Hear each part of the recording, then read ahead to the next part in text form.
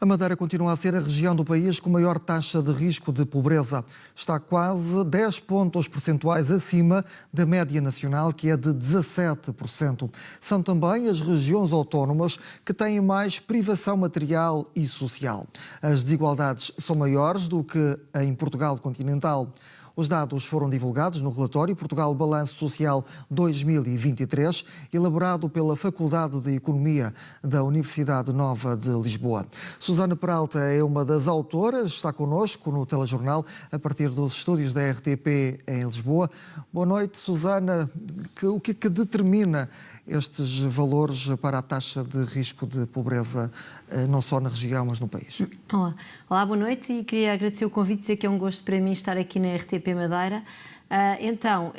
Estes dados são os dados do inquérito às condições de vida e ao rendimento, que é um inquérito anual representativo, que é feito a cerca de 10 mil famílias em todo o território continental e das ilhas, e que na verdade é feito em todos os países da União Europeia e também no Reino Unido e em alguns países candidatos. Portanto, é um inquérito que é coordenado pelo Eurostat e depois levado a cabo por cada um dos institutos de estatística nacionais. E a forma como nós calculamos o risco de pobreza é a seguinte: portanto, nós temos um limiar de rendimento abaixo do qual uma pessoa é considerada pobre, e esse limiar de rendimento é calculado ao nível do agregado familiar, ou seja, nós olhamos para as pessoas, todas as pessoas daquele agregado, vemos todo o rendimento daquele agregado, rendimento esse que vão ser não só salários, como rendimentos de capital, por exemplo, rendas, mas também todas as transferências sociais. Portanto, é um rendimento disponível, líquido de impostos e com todas as transferências que vêm do Estado. E depois temos em conta a dimensão das famílias, uma vez que, obviamente, quantas mais pessoas houver numa determinada família, maior é o montante de recursos necessário para fazer face às suas necessidades, básicas. E, portanto, a partir daí há o tal limiar de pobreza, e quando uma família, os indivíduos da família vivem abaixo desse limiar de pobreza, todos os indivíduos da família são pobres, não é? Portanto, qual é esse valor, Susana? O valor do limiar de pobreza está mais ou menos a bater nos 6 mil euros por ano. Enfim, está um pouco acima. Por acaso, para 2023, não tenho aqui o número, mas posso ir ver rapidamente. Significa que 27% da população madeirense vive com menos do que esse valor, é isso? Anualmente. Exatamente, quer dizer que portanto, isto são sempre valores anuais. Nós olhamos para isto do ponto de vista anual. Não vamos olhar para situações ao longo do ano, e de facto o que acontece é que na Madeira, na região autónoma da Madeira, em 2023, são 25%, na verdade, de pessoas que vivem, um em cada quatro, peço desculpa, das pessoas que residem na Madeira vivem com menos do que este montante.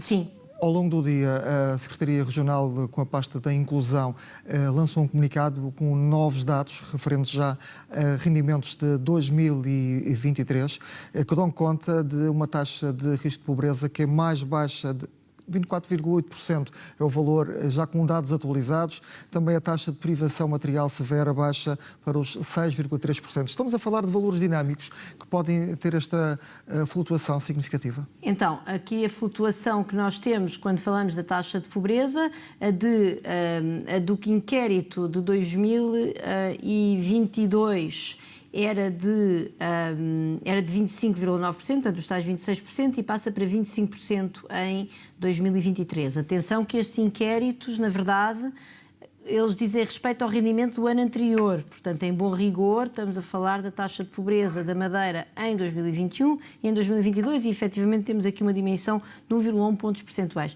Já agora, a linha de pobreza são cerca de 7 mil euros, portanto são 591 euros por mês, em 2022, porque houve aqui um período de inflação, portanto no ano anterior era um pouco abaixo.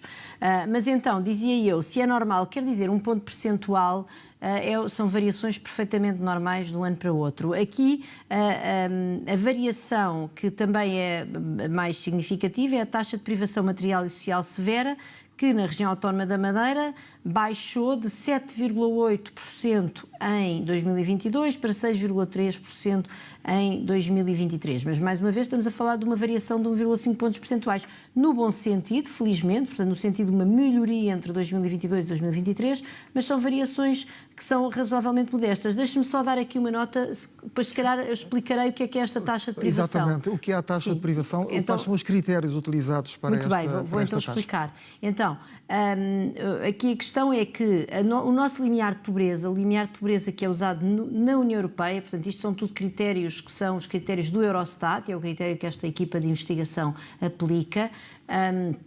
O que se faz é, olha-se para o rendimento mediano, portanto, faz-se a tal correção, ao nível do agregado familiar, faz-se uma correção para o número de elementos de adultos e de crianças nesse agregado familiar e depois vê-se qual é o rendimento mediano, ou seja, aquele rendimento que tem 50% das pessoas têm um rendimento acima e 50% têm um rendimento abaixo. E estamos sempre a falar do rendimento disponível, líquido de impostos, incluindo as transferências do governo.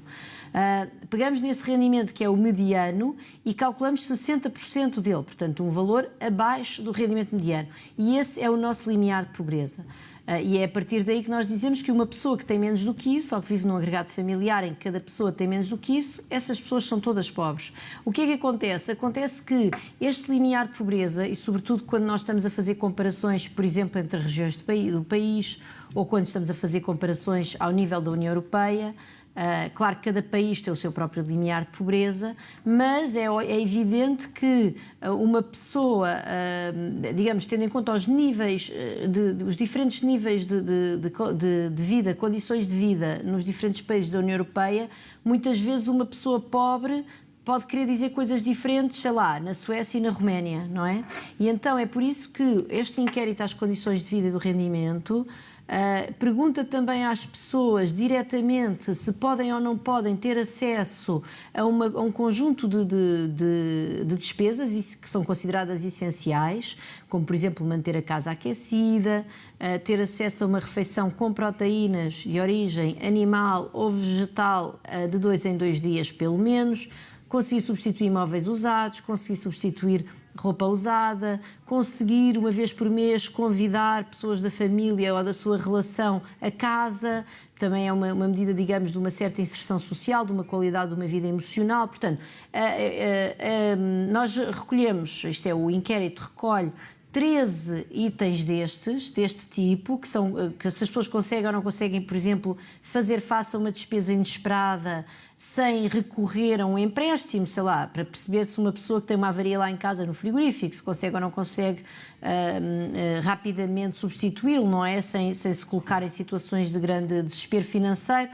E, portanto, dizia eu, olhamos para esse conjunto, que na verdade são 13 itens, que são consideradas, que é considerada uma medida de um poder de compra que dá acesso a uma vida considerada, enfim, digna e considerada, digamos, que se coaduna com o nível de vida de um país europeu, da União Europeia no século XXI, e nas famílias onde não se consegue adquirir pelo menos 7 destes 13 itens, já se considera que estão em privação. Exatamente. Susana, material e social. Só para terminar e muito rapidamente, este estudo aponta soluções para combater esta taxa de risco de pobreza e também de privação material severa. Sim, eu devo dizer que a situação das regiões autónomas, que estão quase, desde que estes dados são recolhidos, do início deste século, surgem sistematicamente como as regiões com maiores taxas de pobreza no contexto do país, é uma situação que é razoavelmente expectável, por serem economias periféricas, por serem ilhas, a própria natureza insular da economia dificulta muito criar, digamos, oportunidades mais inclusivas e, portanto, isto não deve ser nunca visto como o objetivo deste estudo, deste tipo de estudos, não é nunca, digamos, ter uma perspectiva de julgar ou de criticar ou de tentar dizer que há sítios do país onde as políticas públicas são melhores que outras. Não é esse todo o objetivo. É, de facto, chamar a atenção para bolsas de privação e de pobreza que não são apenas regionais. É por isso é que o nosso relatório analisa a situação das crianças, a situação dos idosos, a situação das pessoas que têm contratos temporários, a situação das pessoas menos educadas, a situação dos imigrantes, que são, na verdade, onde se concentra a maior taxa de pobreza, que chega praticamente aos 30%. Portanto, o objetivo é identificarmos as bolsas de maior fragilidade económica numa economia que, apesar de tudo, é uma economia rica da União Europeia do século XXI, para, digamos, chamarmos a atenção para a necessidade de continuarmos a melhorar o nosso estado social, para conseguirmos, enfim, melhorando a qualidade de vida de toda a gente e fazer desta economia uma economia mais inclusiva. Muito obrigado, Susana Peralta, pelos esclarecimentos no Telejornal. Boa noite. Obrigado. Boa noite.